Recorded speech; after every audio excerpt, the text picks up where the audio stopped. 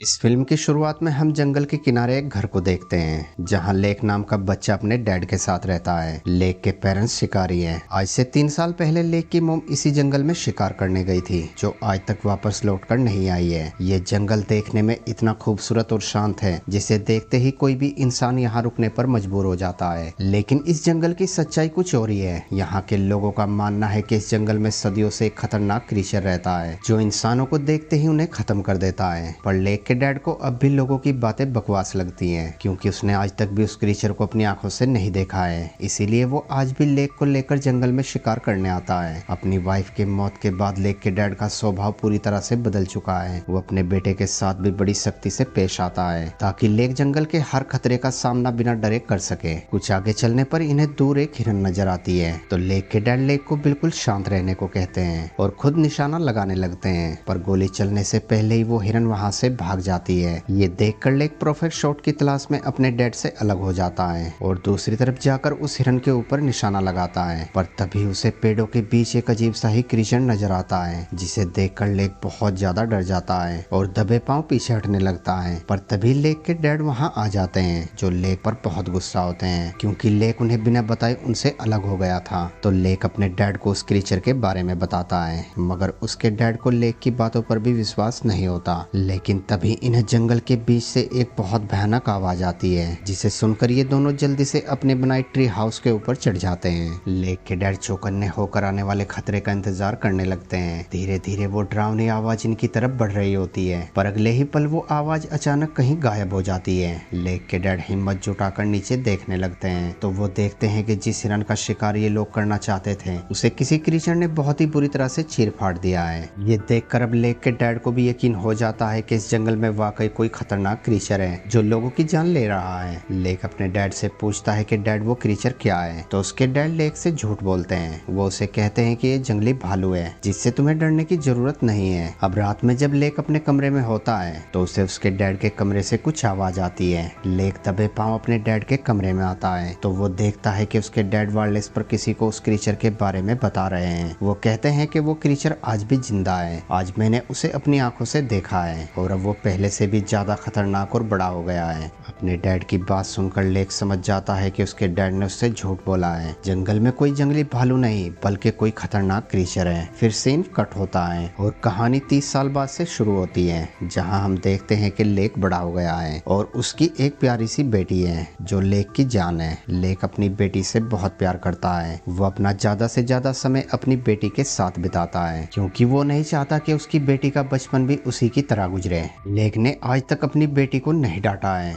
लेकिन आज उसकी बेटी कुछ ऐसी शरारत कर देती है जिसकी वजह से उसे चोट लग सकती थी। इसीलिए लेक आज पहली बार अपनी बेटी को डांटता है। पर तभी उसे याद आता है कि वो भी अपनी बेटी के साथ अपने डैड की तरह ही बात कर रहा है। ये सोचकर लेक अगले ही पल शांत हो जाता है और अपनी बेटी से माफी मांगता है और उससे पूछता है कि मुझे बताओ कि मेरे मन में इस वक्त क्या चल रहा है। ये सुनकर लेक की बेटी लेक के माथे पर हाथ लगाकर उसे बताती है कि आप इस वक्त सोच रहे हैं कि आपकी बेटी इस दुनिया की सबसे खूबसूरत लड़की है, जिसे आप अपनी जान से भी ज्यादा प्यार करते हो। ये सुनकर लेक खुश हो जाता है। इसके बाद ये दोनों अपने घर पर आते हैं। यहाँ हमें पता चलता है कि लेक और उसकी वाइफ की रिलेशनशिप ठीक नहीं चल रही है। दरअसल लेक की वाइफ शल्डर एक न्यूज रिपोर्टर है, जो अपने काम के चलते अक्सर घर से बाहर रहती है। यही वजह है कि धीरे धीरे अपनी पत्नी और बेटी से वो दूर हो रही है। हालांकि शेल्डर चाहती है कि वो भी ओल्ड लेडी की तरह अपना ज्यादा वक्त अपनी फैमिली के साथ बिताए, मगर उसकी जॉब के चलते ये मुमकिन नहीं है। एक दिन शेल्डर लेक को एक लेटर देती है और वहाँ से अपने ऑफिस में चली जाती है। लेक जब उस लेटर को खोलता है तो उसे पता चलता है कि उसके डैड, जो आज से कई साल पहले गायब हो गए थे, FBI एंटी प्रोसी वालों की तरफ से ये घोषित कर दिया गया है कि लेक के डैड मर चुके हैं। ये जानने के बाद लेक उदास हो जाता है। इस लेटर में उसे उसके पुराने घर की भी मिलती है, जिसे देखकर लेक सोचता है कि क्यों ना वो अपनी फैमिली को लेकर कुछ दिन के लिए पुराने घर में रहे, ताकि लेक और उसकी वाइफ की दूरियां खत्म हो सके। साथ ही वो अपनी बेटी को वो खूबसूरत खूबसूरत जंगल भी दिखा सके। अब लेक अगली ही सुबह शेल्डर के ऑफिस के बाहर आकर बैठ जाता है, जहाँ वो शेल्डर को सारी बात बताता है। अब शेल्डर भी अपने रिश्ते को ठीक करने के लिए लेक की बात मान लेती है। इसके बाद अगले ही दिन ये तीनों खुशी खुशी डैड के घर की तरफ निकल पड़ते हैं। आज कई महीनों बाद ये तीनों एक साथ थे। कुछ घंटों के सफर के बाद ये लोग जंगल के अंदर एंटर हो जाते हैं। जंगल आज भी पहले की तरह शांत और खूबसूरत था,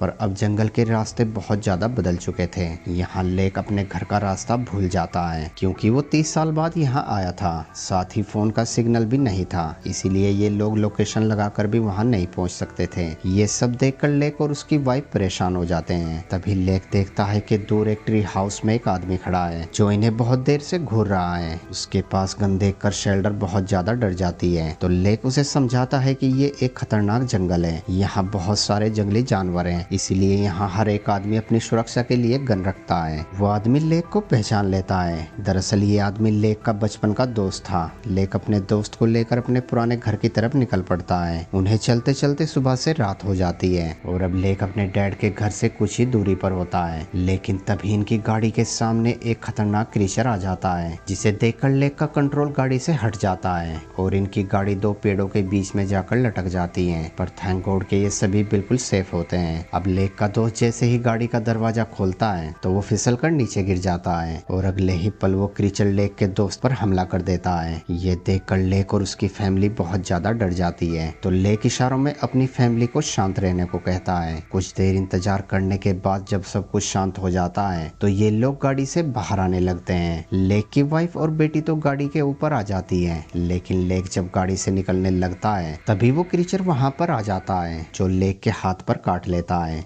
लेक किसी तरह उस क्रीचर से अपना हाथ छुड़ाकर बहुत तेजी से अपनी फैमिली को लेकर अपने पुराने घर में आ जाता है। ये लोग जल्दी से सभी दरवाजे बंद कर देते हैं, लेकिन अब वो क्रीचर इस घर को देख लेता है। लेक जल्दी से घर की लाइट ऑन कर बाहर देखने लगता है, तो वो देखता है कि वो क्रीचर वहां से जा चुका है। वहीं शार्लेट अपनी बेटी को सुलाने के बाद लेक के पास आती है और लेक से पूछती है कि ये क्रीचर क्या है, तो लेक उसे कहता है कि इसके बारे में मुझे भी कुछ नहीं पता है। दरअसल ये क्रीचर देखने में आधा इंसान और आधा जानवर था। इस पर शेल्टर उसे कहती है कि ये क्रीचर बहुत ताकतवर है, हम दोनों इसका सामना नहीं कर सकते, इसीलिए हमें बाहर से मदद बुलानी पड़ेगी। अब ये सुनकर लेक को अपने डैड की रेडियो याद आती है। वो जल्दी से रेडियो ऑन कर किसी से कांटेक्ट करने की कोशिश करने लगता है, पर बहुत ज्यादा कोशिश करने के बावजूद भी किसी से कांटेक्ट नहीं हो पाता। अब इस बात से ये दोनों बहुत ज्यादा परेशान हो जाते हैं। ये दोनों जान जाते हैं कि ये लोग इस घर में फंस चुके हैं, क्योंकि बाहर आते ही वो क्रीचर इन्हें मार देगा। तभी अचानक लेक को कुछ होने लगता है, साथ ही लेक के जख्म से खून बहने लगता है। ये देखकर शेलेट जल्दी से लेक के जख्म पर पट्टी बांधती है और वहां से अपनी बेटी के पास आ जाती है। लेकिन लेक के अंदर अब अलग ही तरह के बदलाव होने लगते हैं। उसे अचानक छोटी छोटी चीजों की भी आवाज आना शुरू हो जाती है। वो दूर जंगल में पत्तों की सरसराहट को भी सुन सकता था। अपने अंदर इस बदलाव को देखकर लेक बहुत ज्यादा परेशान हो जाता है। यहाँ हमें पता चलता है कि जिस क्रीचर ने लेक को काटा था वो असल में एक शापित भेड़िया था।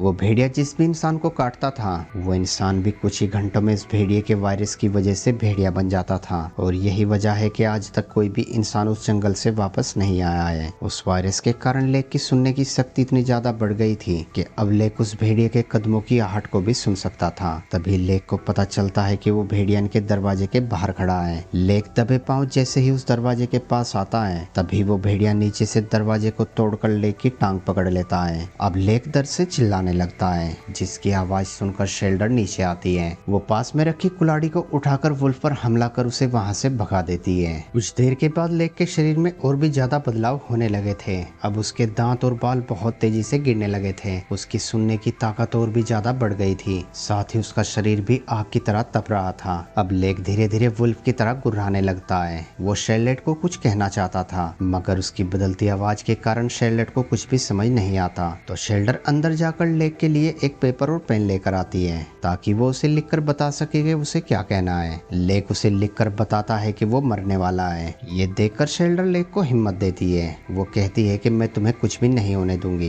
तभी यहाँ पर लेक की बेटी भी आ जाती है, जो अपने डैड की ये हालत देखकर बहुत ज्यादा दुखी हो जाती है। तो शेल्डर उसे समझाती है कि तुम्हारे डैड की ये हालत कुछ खाने की वजह से हो गई है, हम इन्हें सुबह हॉस्पिटल ले जाएंगे, जिसके बाद ये बिल्कुल ठीक हो जाएंगे। ये सुनकर लेक की बेटी थोड़ी शांत हो जाती है। तभी शेल्डर देखती है कि लेक के जख्म से फिर से खून बहने लगा है। शेल्डर जल्दी से लेक के हाथ पर बंधी पट्टी को खोलती है तो वो देखती है कि लेक का जख्म और भी ज्यादा बढ़ गया है। ये देखकर शेल्डर और भी ज्यादा परेशान हो जाती है। लेक दर्द के मारे तड़पने लगता है। लेक को अचानक इतनी ज्यादा भूख लगने लगती है कि वो अपने हाथ का मांस ही खाने लगता है। लेक को इसे देखकर शेल्डर बहुत ज्यादा डर जाती है। वो समझ गई थी कि उनके पास सुबह तक का वक्त नहीं है, उसे अभी लेक को हॉस्पिटल में ले जाना होगा। तभी शेल्डर बाहर लेक के डैड की गाड़ी को देखती है और अपनी जान पर खेलकर लेक को हॉस्पिटल ले जाने का फैसला करती है। वो अपने पति और बेटी को लेकर दबे पांव गाड़ी के पास आती है, पर तभी वो वुल्फ उनके ऊपर हमला कर देता है। लेक शेल्डर और अपनी बेटी को घर के अंदर जाने को कहता है और खुद अकेला ही उस वुल्फ के साथ भिड़ जाता है। शेल्डर अपनी बेटी को जल्दी से लेकर दोबारा घर के अंदर आ जाती है।